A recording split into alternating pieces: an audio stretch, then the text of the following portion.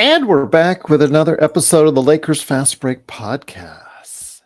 Daniel Barry, woohoo! Birthday today. Happy birthday, my friend.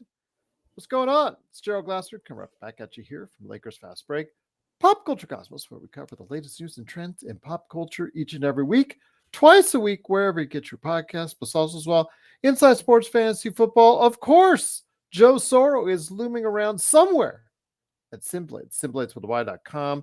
He's probably installing some major turf deal right now, or he may be able to stop on. I'm not sure yet. I reached out to him, so hopefully we can hear from him before the show's over. But also support him as LakersBall.com's Ox 1947, and of course his shows, Cup of Morning Show and Lakers Nightcap, coming up here pretty soon. By the end of the week, we'll see at least another nightcap, that's for sure. But also as well, of course, our good friends at Lakerholics.com, Jamie Sweet and Laker Tom. Laker Tom is back doing articles, so go ahead and check out his thoughts on, again, his projection out towards the end of the season and what the Lakers need to do in his mind. So go ahead and check that out today, along with Jamie Sweet's 5 Things at Lakerholics.com. Our good friends, Daniel Barry Sports Highlights, the birthday boy. He could use a subscribe. Also as well, John Costas, Lakers Corner, Clutch Talk, Empire Jeff TV, Lakers in 5, John McCallion, all great channels you need to support. And speaking of supporting great channels, please subscribe today. We're on our way to 1,500 subscribers, and we could really use your help. If you're not yet subscribed, please do so. Also, we're on our way to 10,000 subscribers on Facebook. So if you can go ahead and follow us and like us there, it is sincerely appreciated. Well, the Lakers getting back into the groove here. I'm assuming practice coming up tomorrow for the team in anticipation for Thursday's game against Golden State. Looking forward to that. But before we do, we need to talk about LeBron James because, yes, I know he has said he is on his way out. He sees he sees more of the end of his career than he does the beginning of his career at this point. He's talked even about some things going on with his possible retirement tour, yes or no. He's deciding that, but also as far as the recent discovery that Golden State was trying to trade for him, his whole thing that he was doing in New York, obviously, as well, the hourglass emoji, all the stuff that's going on. LeBron has made sure that he lets you know that he is still a major focal point for the Lakers and the NBA. But is that going to continue? And in some people's minds, should it continue? Here today to go ahead and discuss all that, and the fact also as well, he is a possible for Golden State, which kind of irked both Joe and I as far as already saying 3 days in advance that he will possibly be out of the Golden State game. He didn't say about whether the San Antonio game beyond it the next day he's going to be out for. But again, it just kind of gets us, or gets some people, the wrong way. Good man indeed. It is our man in the know, Stone Hansen. Stone, great to have you here. Always looking forward to our great conversations together. Hope all is well with you, my friend, on the East Coast, but always great to hear what you have to say. Yeah, good to be back on. First off, happy birthday, Daniel. Shout out to Daniel for his birthday. Yeah. I reached out to Gerald because I wanted to do a show on this because I actually found this LeBron Warriors. I don't really care about stuff that happens. A lot of times reports come out afterwards like, oh, this team was close to trading for this guy or da-da-da. And usually it's not names, first of all, that are as big as LeBron, but second of all, that are as legitimate as this report was. So I found it to be something that was worth talking about, and I think has a lot of nuance and complexity to it, and I think it's worth breaking down within that. Yeah, absolutely. And especially the recent news that has come down with LeBron James, whether again it's the hourglass emoji, which we were on the air for at the time he posted it on Twitter. Also, as well, the antics that were said in, led, whatever, in regards to what he did during his game with the Knicks, where he's coming in with all the Knicks colors and wearing the Knicks towel, et cetera, et cetera, et cetera, et cetera. But then also as well, of course, like you said, the Golden State deal, or that didn't come to fruition, and of his comments during the All-Star break, just before the All-Star game, were very interesting as well. So I want to hear your thoughts, my friend. I mean, LeBron James still has a $51 million option that Joe is swearing he is going to pick up. He has said he is happy and wants to be a Laker, would be grateful if he can retire a Laker, and all that. Those are great words. But then again, we've heard other players, Kyrie Irving, say that about teams that he was on, where he was going to be happy he was there. And sure enough, 2 years later, he's gone. Bronny James, whether or not you think he's ready for the NBA, which we don't, and it's pretty much a unanimous, thought out there that he's not ready for the NBA. Whether or not he comes to the NBA, will that play into the decision on where he finishes out his career? But also the fact that, $51 million, if he picks up that option, is he still going to give you, at 40 years old, any layer of consistency? I mean, it's amazing what he's doing at 39 years old. Let's just put it right out there. Yes, we all know about his defensive effort at times, but the fact he gets you 25, 7, and 7 for a guy that's 39 years old, I have not heard of anybody else in the NBA that's ever done that. So putting things in context, my friend, as I got you here. By the way, you got the typo on your Hansen. I'm gonna let you know. Yeah, my name is Hansen, so it's not Yes, Hansney or however I spelled it. Hansney. So Yeah. yes, Stone Hansney. When it comes right down to it, my friend, the LeBron James conundrum, as far as how much the Lakers will tolerate, how much he wants to stay with the Lakers, it's all very perplexing, and I think he just likes it that way. Yeah, definitely. LeBron's been this way his entire career. He loves the passive aggressive. He likes indirectly pointing to things so that it becomes the main talking point, and that's just who LeBron is. And for some people it bothers them, and for some people they don't care. For me, I don't really care. I mean, everybody's different and it doesn't really bug me. Uh so the way I have a bunch of notes on this, and the way I kind of broke it down was, first of all, I think it's important to establish, why is this report legitimate? Why is it worth even talking about if, we do or don't believe it? I believe it to be true on two accounts, one of which is that Woj and Ramona, not that everything they say should be taken as truth, because as I've explained before, reporters use information from other teams and put stuff out there like this team's in talks with this team just to get leverage points and all that. But I do believe this to be true because, one reason is they wouldn't be putting this out there as a story if it wasn't true. They wrote a whole article about this. This wasn't something that was just tweeted out flippantly. They took time to write about this, and almost always, or actually 100% of the time, they're not going to put out a false article if it's not verified by multiple parties. That's just not how ESPN would allow their reporters to do things.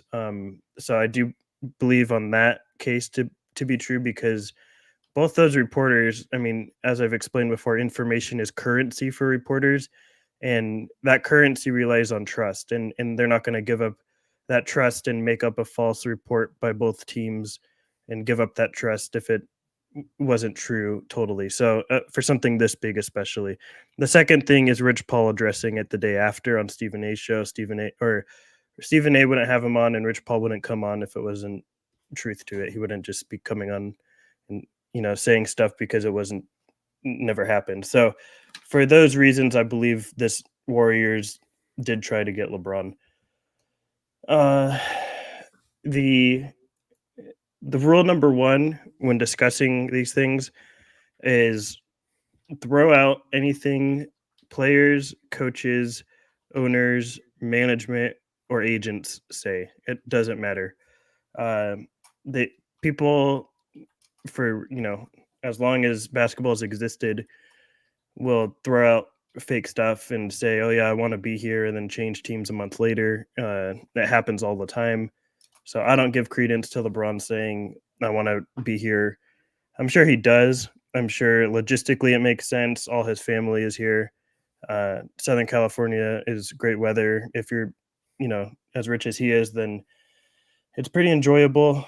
So I think he does want to be there, but I think winning does matter to him still. He's still, when you're that level of player and you're, you know, he's talked before of chasing Michael Jordan's ghost or whatever. When you're that level of player, you want to win. You want the accolades.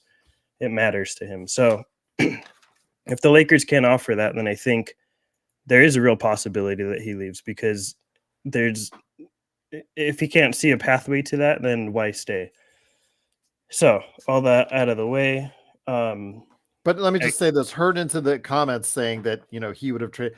I've been on record, and I said it at the time once this news came out. I said it that morning the news came out that if LeBron said he wanted to be traded to the Golden State Warriors, absolutely. And actually Z corrected me because Clay is a better option than Paul as far as the money coming off directly. I think Paul has a short buyout as far as the next year is concerned. So Clay, the 43 million coming off, I actually threw out a package of LeBron and Prince for Clay, Pods, Kuminga, and a pick or picks, depending on how much you could actually get from Golden State, if that's the case.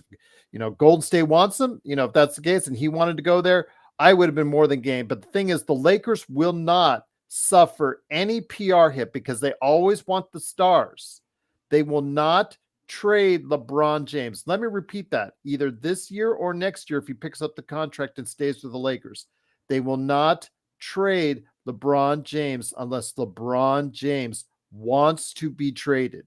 Now, if he could do the deal, which Joe says, where he picks up the 51 million, and still the next day wants to say he wants to be traded to a probably a better contender or whatever, that won't surprise me a bit. But he will not be traded unless he gives the blessing stone. And I want to make that imperatively clear that Hernan, everybody out there who says, let's just trade Braun, the Lakers will not trade LeBron unless he asks to or he wants to, if he gives their blessing to do so, because they want to make sure they get stars in going forward. Yeah, 100%. And whether we agree with it or not, that's just the reality. And I agree. Yeah, exactly. And Hernan, I agree with you, Hernan. So because Hernan says, so we're going to sacrifice a year for us to give LeBron a farewell. They'll do that. The Lakers will absolutely. It doesn't matter what we want. Yeah. It has, our opinion has no bearing on the fact of being that they won't trade LeBron unless LeBron wants to be traded. Yeah. Because I'm right there with you. Because when you look at it on paper, Stone, a 39-year-old player who can still play that has extreme value somewhere else in the league is something you have to look at as far as moving. But since this individual asset happens to be one of the most monumental players in the history of the game, you have to take a more delicate tone from a PR corporate standpoint and how it reflects and looks upon the other players in the league and also the general consensus of the fans as well. Yep. There's more to take into consideration than the Lakers probably are willing to take into consideration. You have to look at all your options, and I think the Lakers are stuck on one option, which is keeping LeBron unless LeBron wants to leave. So I think it's a mismanagement step. I disagree with this outlook. If you want to keep LeBron after you've examined all other options of whether you should or should not keep him, then by all means. But by not even looking that way, I think it's a mistake. It doesn't matter what we want, though. Yeah, that's true. Well, this organization, when you look back on it, and once again, this is Stone Hansen, along with me, Gerald Glassford. Thanks so much for being part of the Lakers Snack Pack right here at the Lakers Fast Break. Kobe Bryant, that last mega contract that he has, would you normally sign a 30, whatever, mid-30s player to that type of contract? No, but this was a appreciation for what he did, what he gave to the organization contract. That's why he got it. Did it look good at the end of that contract? No, it did not look good at all as far as what you were getting to what it was. But it was Kobe. He was bringing in fans. He was bringing in merchandise. He was bringing in something. So on a analytical or on a financial level, it paid. It did what it needed to do. But from a PR level, it also showed the rest of the league that they take care of the Lakers could take care of the stars. They cannot go and deviate from that now, Stone, because that's who they are. That's what they want. And yes, Hernan, does it mean we might get a year more of declining returns with LeBron if he picks up the 51 million and decides to stay with the Lakers? Yes. And he doesn't want to be traded? Yes, it would mean that. But again, it's all about optics. And I think this team with the Lakers, we understand, Stone, that this team really relies a lot on optics. Yeah, the best strategy move is not necessarily the move the Lakers will make, and it doesn't matter. It doesn't matter what we think about that, but that's just the reality of it. What the Lakers do is irrelevant to what we think they should do. Um, so the the way this broke down, and I'm just gonna kind of go through the timeline of apparently how this happened to make sure everyone is clear on it and everyone's kind of on the same page. Um, so it sounds like, from what I gathered, the Warriors talked Tuesday about the possibility of trading for LeBron. They amongst themselves within the organization. Uh, Most likely, this means something. They had talked about this weeks or months before within a couple people, and then it probably trickled down to other people that Tuesday before the trade deadline, 2 days before the deadline, because for just to remind everyone, the deadline was Thursday. Uh, so by Wednesday, they called the Lakers. It seemed like they had a game plan on how to approach it. And then obviously, Draymond is a good friend of LeBron. Draymond was on board and tried to aid in this recruiting as well. They live in the same neighborhood. They're, they have a good relationship. So he reached out separately from the team as well, just like on a friend to friend level. Lacob, who is the Warriors owner, Joe Lacob, he was fully on board with this. With a move of this big, generally speaking, anyways, you're gonna GM is gonna have to get ownership approval of something this large anyway, so that's not really a surprise. What is the surprise is that Joe Lacob reached out to Jeannie to further discuss this. So owner to owner conversations usually only happen once both GMs agree that this is a possibility that's on the table. So it's not going to reach owner to owner talks. If generally speaking, the GM is going to reach out to the opposing GM and be like, hey, are you interested in this play? Are you interested in even moving this player? So from the fact that the owner reached out, that Lacob reached out to Jeannie, says that Pelinka was like, talk to Jeannie about this. This is a possibility. That he didn't just hang up on the phone and say, LeBron's not available. So that is somewhat newsworthy on itself, I think. So the Jeannie was like, reach out to LeBron. This isn't, as Gerald sort of said, this isn't like they want to keep their stars happy. That's like their prerogative. That's everything they stand for is let's make our stars happy. So she goes, reach out to LeBron. I tend to not think that this is fully the reason why she said this. If if LeBron, if Jeannie wanted to make sure that LeBron was happy, to me this indicates that either A, she has not been in frequent contact with LeBron, which is something that is important because ownership should be in frequent contact with their stars. The fact that she's saying reach out to LeBron indicates that she doesn't know the level of how happy LeBron is with the organization, which is, for better or worse, somewhat the signal it sends. And then the other option is that she just doesn't have enough of a read on how LeBron feels after the trade deadline happened. So after the trade deadline happened, she didn't really get a gauge on how LeBron felt about it, which LeBron not fully displaying his emotion is a LeBron thing to do. But it's also not a very good sign with their good standing. And then, so all this happens, and then LeBron apparently through Rich Paul says, "Yeah, I'm not interested," and then Rich Paul says, "Yeah, we don't want this to happen." So that was the end of the talks.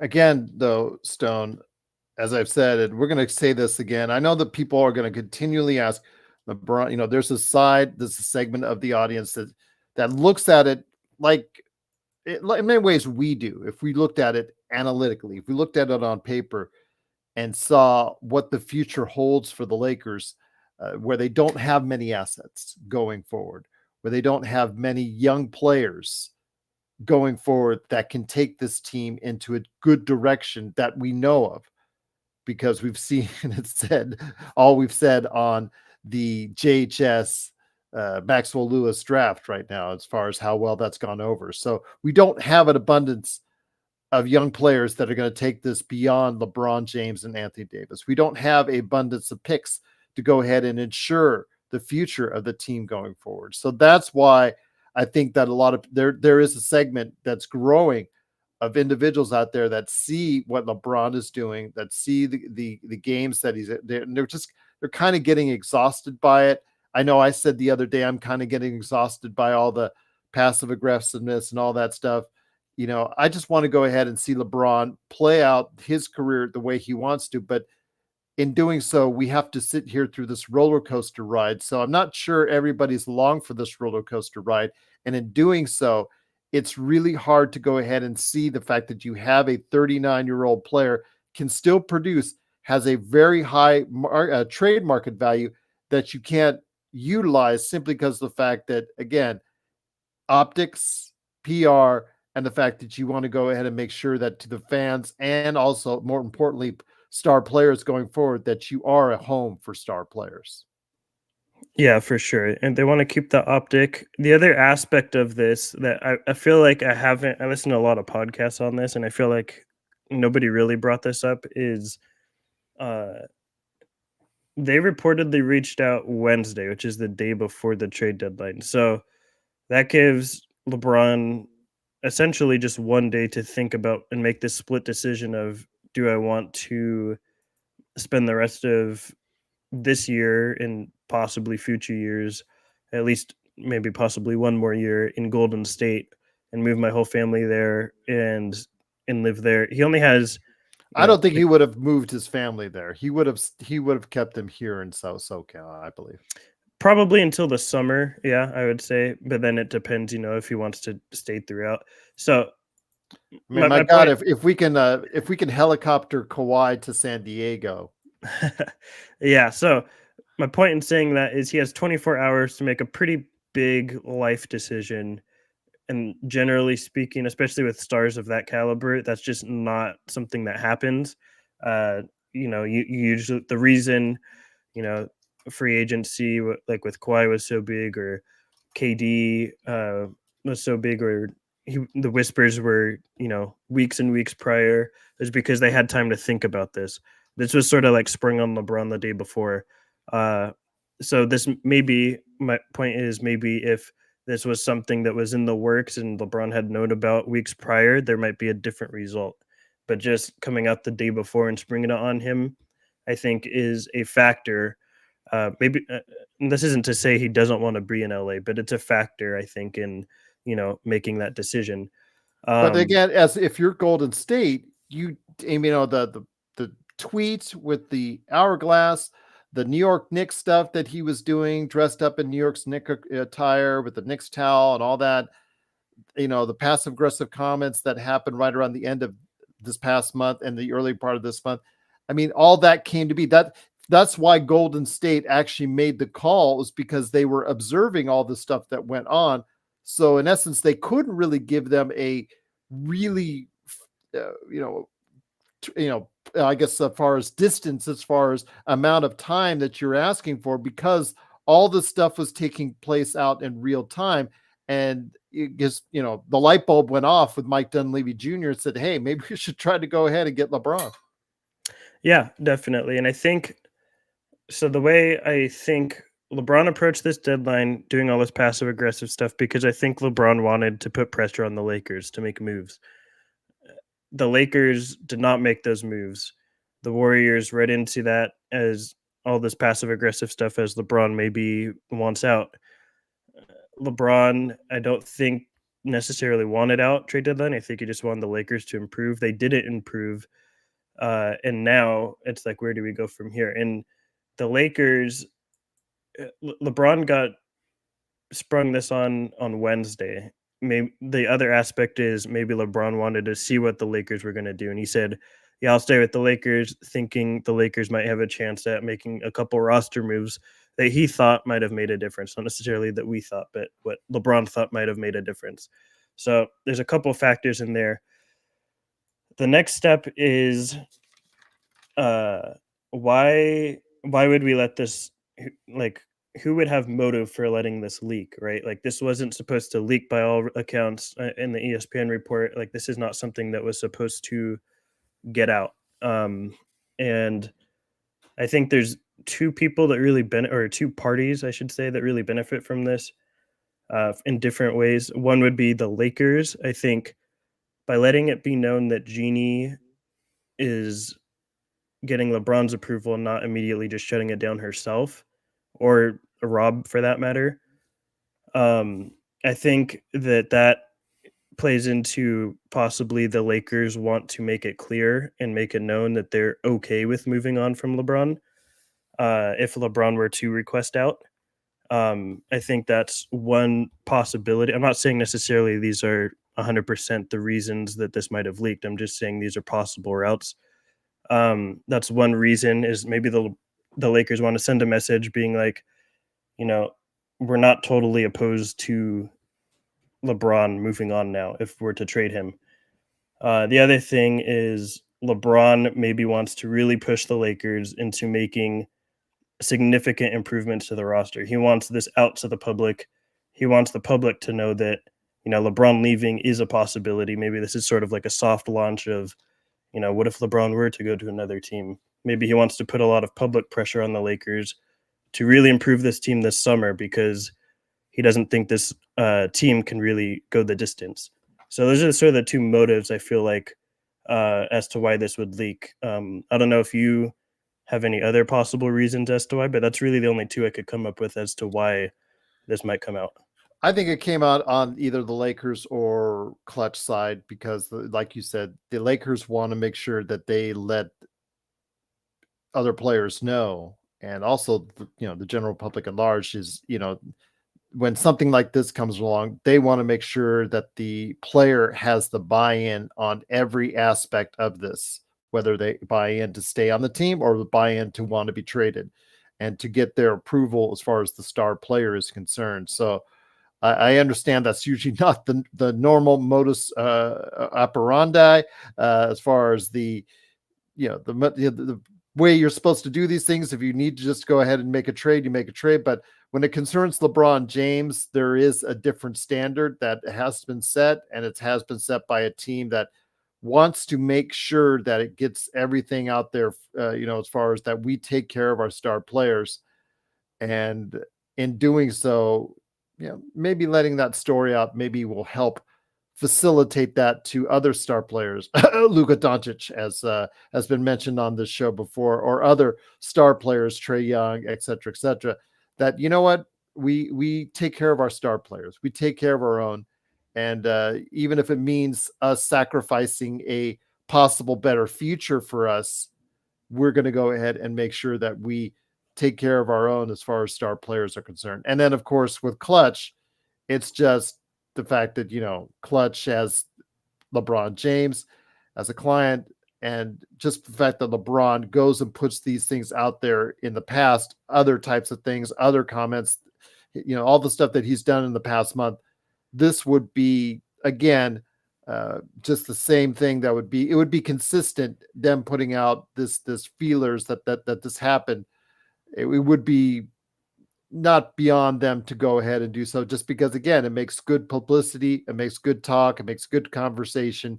And it's something, obviously, if approached by it, which he was this past weekend at All-Star weekend, he obviously can give the kind of answers that will obviously push it off to the side if need be. Yeah, and again, like, this isn't getting out like Woj isn't getting this information if a certain party didn't want him to get this information.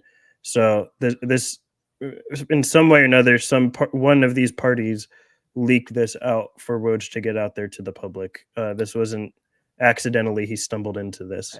And I want to say something to Solo, Gary A, to everybody out there that's like, man, do we need to keep on dealing with this? We need to go ahead and trade him to get the assets, blah blah blah blah, blah to get a better future for us going forward. We're not saying that we're against you on that.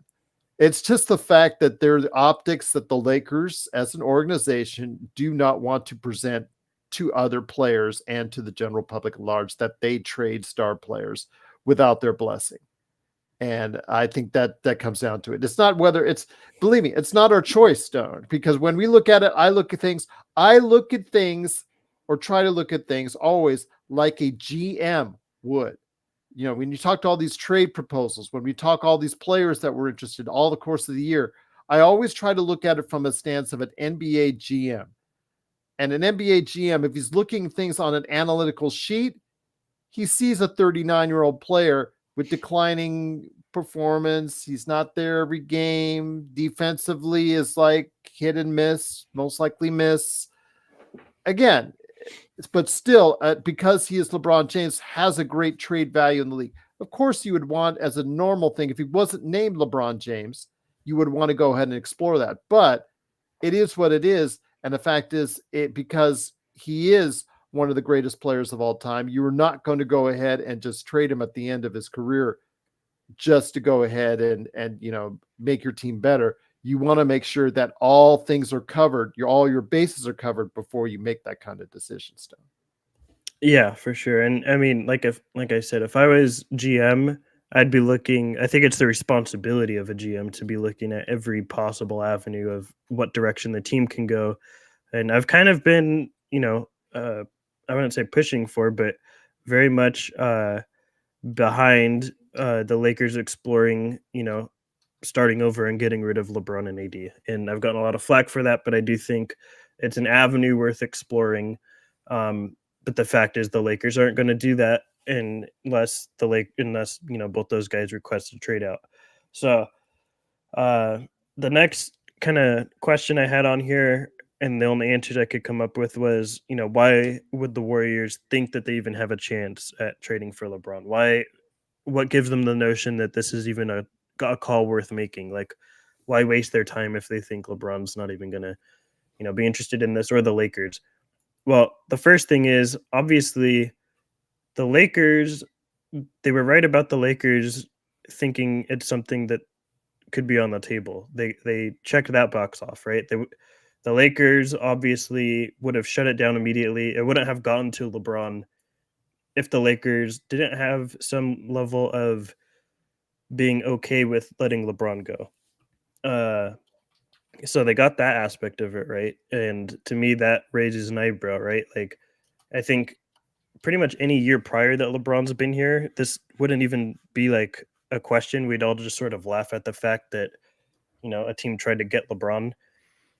But in this now, case, it was Golden State and Steph Curry, a fellow aging player in the other side of his career, still has a lot to give to this league, but he is clearly, mid 30s, as I always say, that pisses off Joe, the wrong side of 30, because that is a thing. Despite what you guys say out there is a wrong side of 30.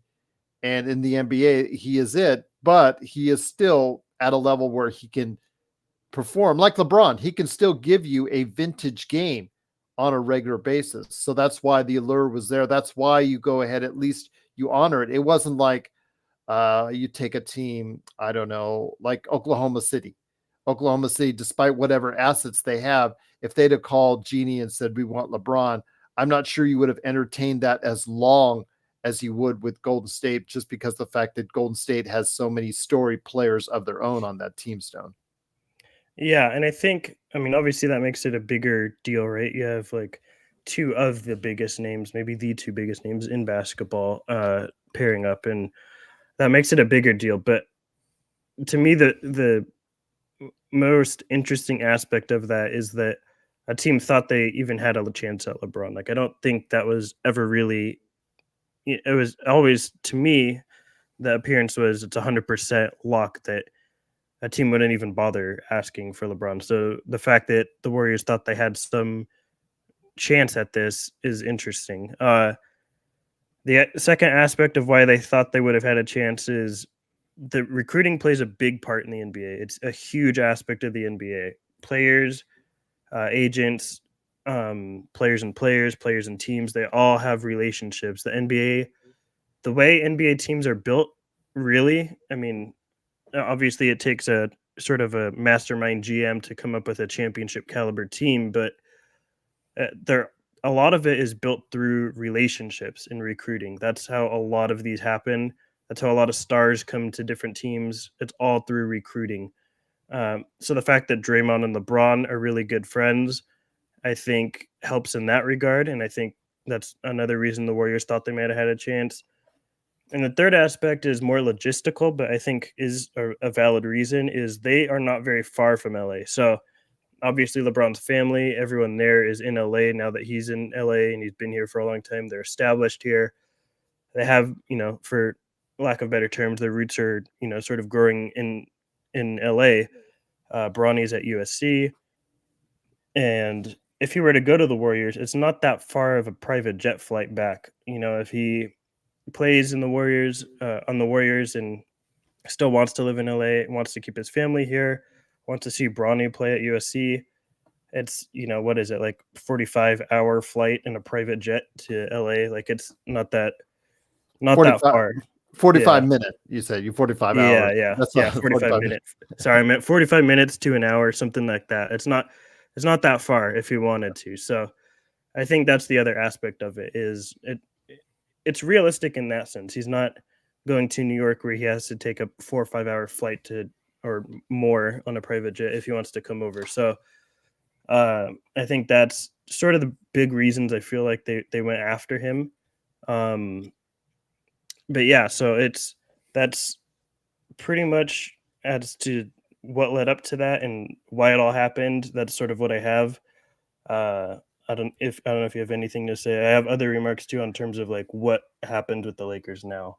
Well, let's go into that, because again, the question is for me, and the question is I put as far as the theme for this show, is LeBron still a key, or is still the key to the Lakers' future? Because I think he is still the key in the fact that, not only, again, the possibility, however small there is, if he wants to say tomorrow, I want to be traded, or the fact that if he does pick up that $51 million, he has $51 million off your cap. It was so imperative to me, I think, that the sound decision probably would have been the Lakers to get off the one contract that would have put him out of the repeater tax, because with LeBron picking up a $51 million option, the Lakers adamant on getting a third star over the summer, most likely you could pretty much put money that the Lakers will be well into the tax, if not the second apron. And in doing so, they will be getting a larger hit. So it would have been more financially sound if you were not going to get DeJounte Murray or a top star or even a good starter, than just to take off that 1 or 2 contracts to go ahead and get you off that repeater tax. So if that's the case, he is still going to be a key, I believe, for the future for the Lakers going forward. How much longer? I don't know.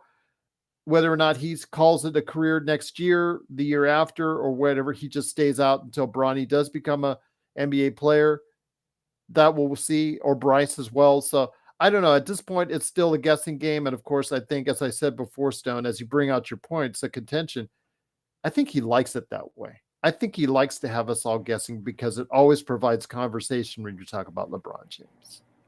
Definitely. And I mean, in a way, like I agree with you. Like on the surface, it's very frustrating and annoying. In a way, I actually think it's kind of smart, because Oh, it's if absolutely smart on his part. Yeah. yeah, I mean, if everyone's always talking about LeBron, then just by word of mouth, LeBron's going to be, one of the most popular players, and people are going to, defend him as the GOAT, or which I disagree by with. his Anyway, merchandise, that's a but whole other also on story. a financial standpoint, by his merchandise, et cetera, et cetera. He is always going Yeah, to be there in the forefront of people's minds until the day he retires. And he's going to try and do whatever he can, even after that, to stay also in the forefront as well. That's why he moved to Southern California. That's why he's getting more involved in the entertainment industry as well.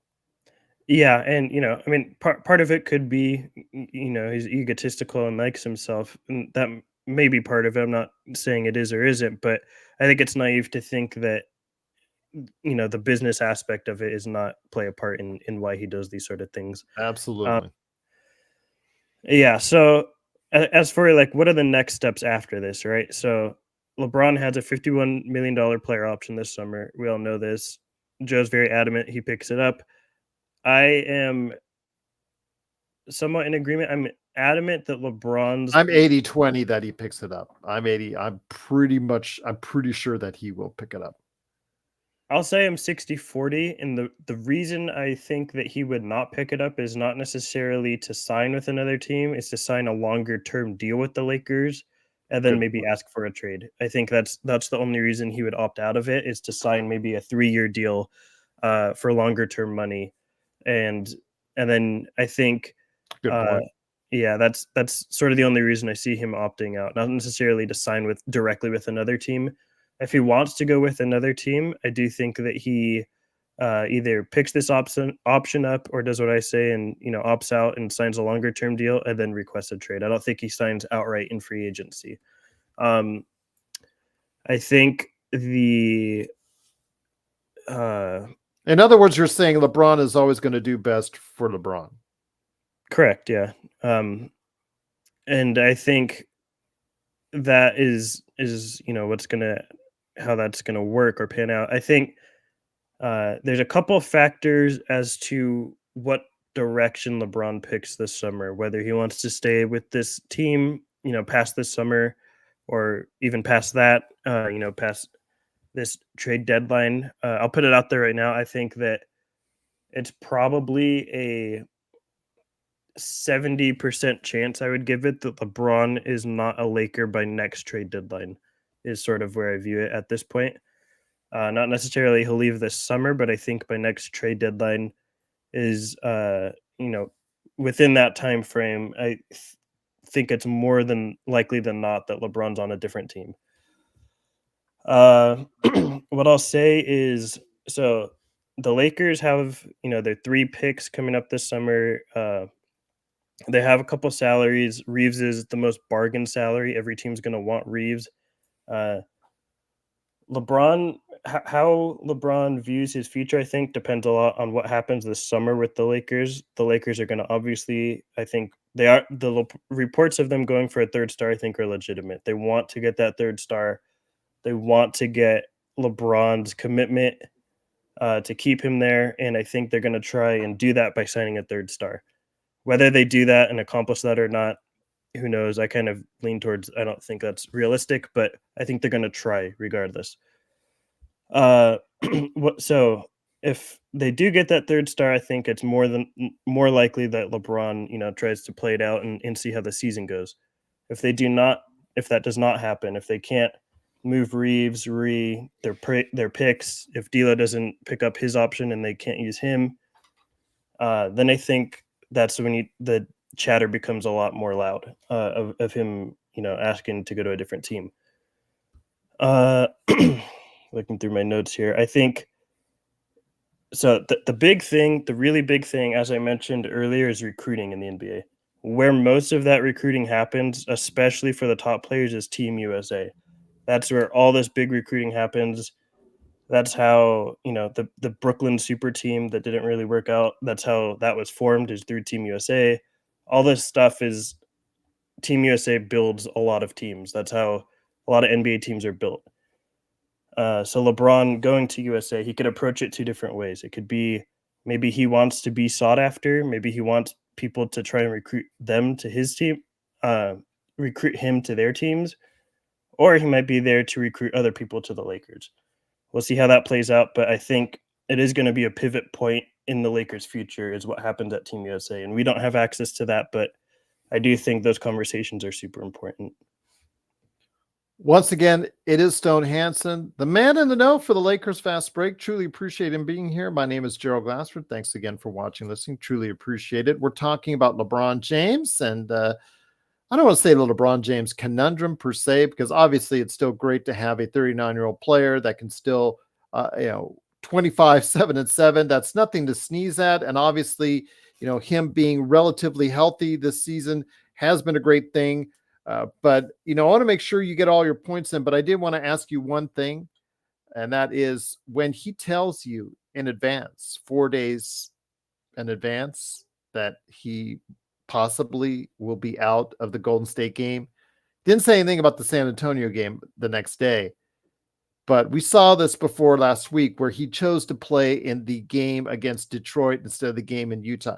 Yes, I know the Lakers won, but the odds aren't always in our favor when that happens and one of your best players sits out the game that's more important than the game that you should be winning in the first place. But again, they got through him and they ended that part of the season well.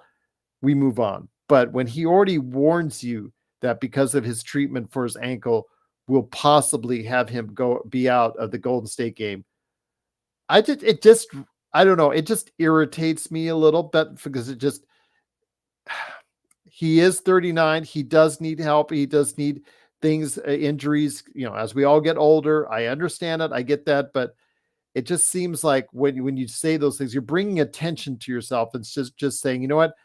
We're going to go make sure we're going to go ahead and practice, get everything going.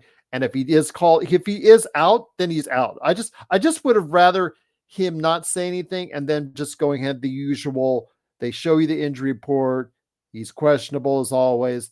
Then game time decision and just doesn't, not able to make. I think I would have preferred that more, Stone.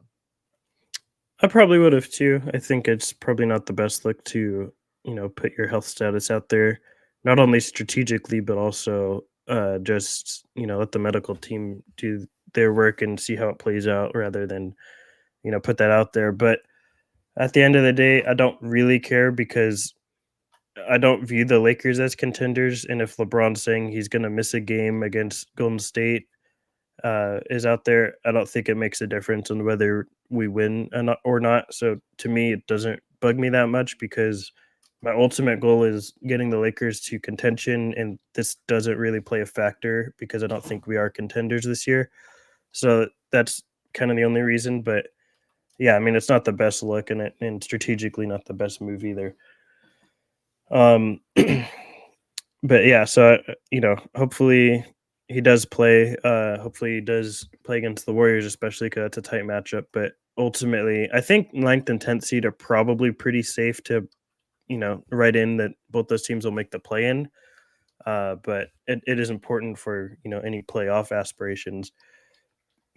A couple other notes I had here was obviously I mentioned the fact that there may not have been enough time for LeBron to fully think about this big decision, and also the fact that LeBron might have wanted to wait to see how the Lakers handled the rest of the trade deadline and see how that played out. So that might have been a factor. The other factor with that is 1 day for a trade this big is not enough time to negotiate. A team is not going to negotiate a trade for its best player in 24 hours. That's just unheard of, especially in today's NBA. It's just not how it works. So that's unrealistic, but it doesn't mean that because it didn't work out at this trade deadline that it's closed off and not happening again in the future. A lot of trade talks actually begin at a trade deadline and then carry over into the summer or the following trade deadline, and that's where they get accomplished. So just because it didn't happen this trade deadline doesn't mean it's completely off the table and not going to be revisited ever again. Well, the thing is, though, they won't have Golden State. I can tell you will not have the expiring Klay Thompson contract and the almost entirely expiring Chris Paul contract to throw at the Lakers. Yes, they will have Kuminga still. They'll have added picks, which, and maybe you could say it's an offset because I think they only have one first round pick they could throw at a team right now. Whereas like the Lakers, they may have up to, I think, 2 or 3 that they can go ahead and throw in the summer if they really want LeBron again, if they revisit that. And yeah, I can see that possibly happening as far as them, but they just will not have the sheer, unless I don't think Wiggins' money comes off the books next year. I think he has another year beyond that. So yeah, again, I'm not sure if they'll have enough money in expiring that would really get the Lakers. Ooh, it's like, Yeah. ooh, that's interesting. Well, it would have to mean that you're getting more creative. Maybe you pull in a third team to facilitate this. But LeBron to the Warriors, I'm saying, is not completely out of the realm of ever existing again. I don't think the fact that it didn't happen this trade deadline means that it's necessarily just never going to happen now. The other thing I didn't mention is, LeBron James is somewhat of a factor, whether he should or should not be, whether he should or should not be in this draft. Maybe he decides to play at USC another year, and this isn't even a thing, but maybe he does enter the draft. Then it becomes another point of contention of, if he gets or drafted to a team that's not LA, maybe it is the Warriors that draft him, maybe it's some other team, who knows? But I think that is, whether I don't know how big that factor is in the pie chart, but it is a factor. So I think that is something worth mentioning at least. The other thing is, we've, but I mean, you and Joe obviously have followed the NBA for a long time. I've followed it for as long as I possibly could during my human life. And I think we've never seen, for as long as LeBron's been in the league, we've never seen Rich Paul publicly address rumors about LeBron wanting to be on a team both before and after a trade deadline. Like, that's somewhat unprecedented. He's never publicly, because I think a lot of people forget, but before all this happened, Rich Paul came out after the whole Knicks thing and was like, yeah, on behalf of Clutch and LeBron wants to stay in LA. LeBron does not want to trade this deadline. And came out publicly and said that. And then the day after this leak of Golden State trying to get him comes out, he goes on Stephen A's show and says, I just want to reaffirm, LeBron wants to be in LA. Da da da da da. That to me is, generally speaking, when someone is going that far out of their way to put a hush hush on something and quiet down any rumors. That's sort of a red flag that the opposite is going to happen. Generally, just how the NBA has been working and how it's been the past several years. Generally, if someone's that adamant that they want to be somewhere and have to keep or feel the need to keep addressing these rumors, a lot of times the opposite happens, Gerald. Yep, that's true. That's true, my friend. So just thankful that you got a chance to go ahead and sit down with me and talk about this, because it's always great to have you here. Such a great part of our playback.tv, and anytime you can stop by for post games. It is Stone Hansen, the man in the know for the Lakers Fast Break. Truly appreciate you stopping by, Stone. But let's finish out all your notes, man. What you got, man? What you got for us? I think that was about it. I think that's pretty much it. I wanted to lay this out there because I did think it was a pretty legitimate report. I thought that this was something worth talking about, and I tried my best to just lay out like all avenues and possibilities and questions that might have come out of this. And I think I wanted to make sure I didn't put too much of my own opinion in there. I just sort of wanted to lay it out for people and explain what could happen, what the possibilities of why things happened or played out the way they did. I didn't want to give my own 2 cents. I just sort of wanted to lay it out there for people and address it, and let people come up with their own conclusions about what may or may not happen. And I was happy I was able to come on and do that tonight. We're always great to have you here. We're always blessed when we get a chance to go ahead and speak with you. Gary says, "In Stone we trust." Absolutely, because he doesn't mince words. He does.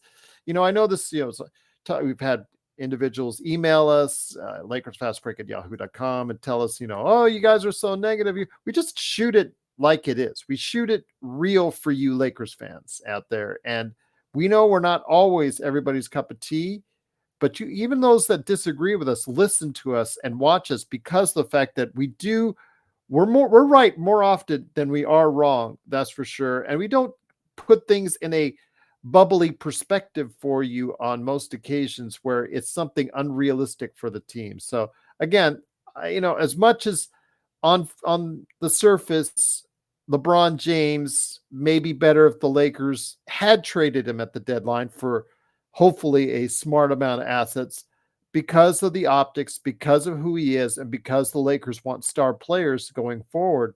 They're not going to go ahead and do that unless they get his blessing. But I bring it back to you, my friend, with one final question. Is LeBron James still the key to the Lakers' future? Absolutely. And by key can mean a multitude of things, I think, at this point, because either he's the key to us, continuing this run and trying to get that third star and maybe going a lot further next season, or he's the key in, how we start retooling slash rebuilding this team if he requests a trade out. But he's definitely, I mean, uh, the biggest factor in terms of how we decided to move forward with this team. And really, it's up to LeBron. It's LeBron's decision on how he decides to move forward with this team that dictates, which direction the Lakers go. Absolutely fantastic thoughts there from Stone. If you have any thoughts as well on LeBron James and the Lakers going forward, please let us know. Lakers Fast Breaker at yahoo.com, or let us know in the comments. Please also like and subscribe to get the latest notifications when we go live on the air with the latest Lakers Fast Break podcast. So I got to get, while I have you here, because I don't know whenever I'm going to get you back, my friend. You pop on playback when you can. You pop on here when you can. The Lakers, you said they're not going to be a factor going forward. How much damage can they really make this last part of the regular season and the playoffs, realistically, in your opinion? So obviously, I said I had put out earlier that I felt that a first round exit is like their max capabilities, and I think that's still true for me because the only way I don't see that happening is if the Lakers get a fifth or sixth seed. And I think it's really difficult to pull off that feat in winning as much as they have to. As Joe's laid out multiple times, we have to win like 3 out of every 4 games moving forward on an average basis. I don't know how realistic that is. I mean, we did 18-8 last year. We did, against a probably easier stretch of schedule to end it off than we have, for the end of this schedule. Good point. I noted to Joe yesterday. I noted to Joe over the weekend, excuse me, that the Western Conference, there are no major injuries right now to any of the teams. Bradley Beal's broken nose. He might be back by the weekend, if that's the case, because he had his surgery. So, there are no outstanding injuries to any major player on any of the rosters. I mean, Jared Vanderbilt, you could say, is one of the most major injuries that any team in the Western Conference has right now. So that's a bigger thing. So you're facing off against relatively healthy teams going forward, Stone. Yeah, for sure. You're facing off against healthy teams, against probably better teams, honestly, than the West even was last year. And the West was pretty good last year. So it's a battle night in and night out. There's no real days off unless you're facing like the Trailblazers or the Spurs, right? It's mostly you're facing against good teams. So it's going to be difficult if we do get that. If we do, let's say, get to 5 or 6, I think it's more realistic that we make it to the second round, and that's probably where I'd put a cap on our ceiling, because and that's only in the instance I think where we play probably the Timberwolves. I think the Thunder is actually a really tough matchup for us. And maybe on a playback or another podcast, I can get up into all the schemes and everything and reasons why. But I do think the Thunder would be a tough matchup for us. I think the Timberwolves would be probably the most favorable matchup for us if we could get them. If we're end up as the 7 or 8 and they stay the 1, or however it plays out. But if we got them in the first seed, I think it's plausible that we get to the second round. But outside of that, I think the first round is probably our ceiling. And and regardless, I don't view us as championship contenders this year. I just don't think we have what it takes. Um, I would like it to be different, but that's just not how I see it playing out. So that's sort of where I view the Lakers currently. I do anticipate being on the playback for the Warriors game. I probably won't make the post game because it's another late start. All these Pacific time zones kind of sucks. I wish they had more road trips, honestly, just so I could make more post games. But I will be there probably for the playback. I anticipate being there, and if you guys want more thoughts, make sure you join on the playback. Absolutely. Playback.tv/Lakers Fast Break, or we simulcast it on Facebook and YouTube as well. Stone, great to have you here as always, my friend. Just cannot thank you enough as always for taking the time out of your day for stopping by with us. Any last thoughts before we head on out? Not really. I'm excited to see. I'm really pumped about the summer now because obviously I'll continue to watch as many Laker games as I can, but my hopes are not high. But for this summer, I think it's going to be exciting for us one way or another because we'll have more clarity on what direction the Lakers go forward. We'll see. Alan says the only team he thinks we can't beat is Denver. Again, people have been talking about the team we don't match up well with is the Clippers. If they're healthy, there's been teams that have mentioned. I think we match up better with OKC. My personal thing, then Minnesota. I think it's the opposite. But again, these teams are all above us. You still got Phoenix with their three high scoring players. You've got, nobody's even talking about New Orleans. Absolutely. Or Sacramento. Yeah. Or Sacramento. Yeah. Nobody's talking about those two teams at all. And they have better records than the Lakers, Stone. Yeah. None of these teams are a gimmick or, an easy, none of these are like easy 4-0 sweeps that we could just write off. This is going to be, whatever series, however it plays out, it's not going to be easy for the Lakers to get through. I think these are all good teams. You're not playing, pushovers. So, we'll see how it plays out, but hopefully the Lakers can smash through my expectations and make me look like a fool and go way further and win. But I don't view it that way. But I hope I'm wrong. And I really am excited for this summer because I think it's going to be it's going to have a lot in store for how we view the Lakers moving forward. Absolutely. Looking forward to hearing your thoughts this summer and also up here coming up later this week. It is Stone Hansen, the man in the know for the Lakers Fast Break. If you have any questions for us, always comment below, Facebook and YouTube, or LakersFastBreak@yahoo.com. Stone, great to have you here. Great to have everybody in the chat, the best Lakers chat room that's out there. Alan, Gary, everybody out there. That was a great part of our conversation. Cannot thank you enough. Lakers in 5, JSJ, Eric, Solo, absolutely. Darren, Bloodhound, always great to have you guys here. Kurt Affair, of course.